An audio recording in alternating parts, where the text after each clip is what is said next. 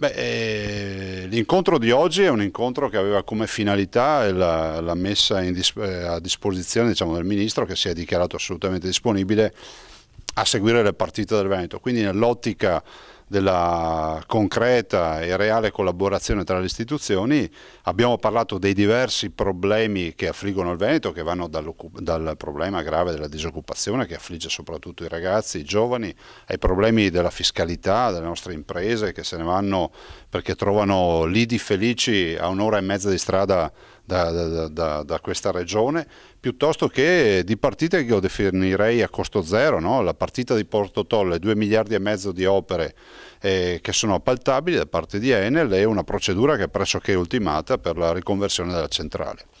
E quindi l'intesa è stata quella di avere da parte mia una sorta di lista della spesa, fra virgolette brutto termine, la definirei di libro mastro, di canovaccio sul quale il Ministro possa lavorare e dare risposte rispetto ai temi che lo riguardano da vicino.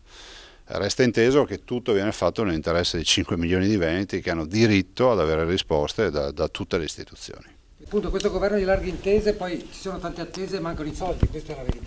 Ma direi che per quel che mi riguarda non farei nulla che sia dannoso ai veneti e alla comunità veneta, per cui il dialogo con il ministro Zanonato, con questo governo o chi che sia nell'interesse dei veneti da me sarà sempre tenuto alto. Penso che sia da stolti e da irresponsabili negare il dialogo nel momento in cui hai un avversario politico. Le nostre posizioni sono chiare, sono posizioni diametralmente opposte, la mia rispetto a quella del Ministro da un punto di vista politico, di pensiero. La mia libertà finisce dove inizia quella del Ministro e la sua libertà finisce dove inizia la mia.